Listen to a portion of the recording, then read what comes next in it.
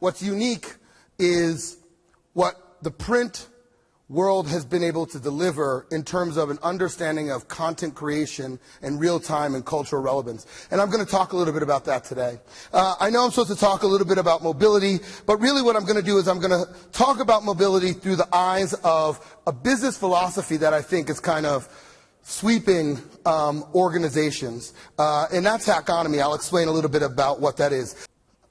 I believe that there's this notion of hacker. Now, we hear a lot about the negative hackers, so like every celebrity's been hacked, every country's been hacked, every company's been hacked. And that's kind of the negative side of it, somebody who breaks into a computer system. But there's a second definition, a definition which I believe is actually more about the philosophy that's driving these younger organizations. And that is that they are experts at solving problems programmatically. So whenever they hit a wall, whenever they see a dead end, they see another way through. And they've actually begun to build this into their cultural philosophy. And you look at a company like Facebook, they talk about the hacker way, hack everything, the hacker way.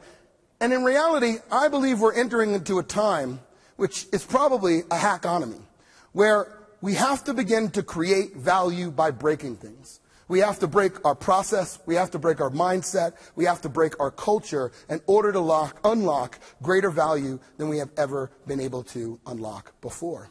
Clearly, mobility is at a scale that we've never seen before. I also get the question is, what about the pace of growth of smartphones? Well, when you look at it, it took 38 years for radio to reach 50 million consumers.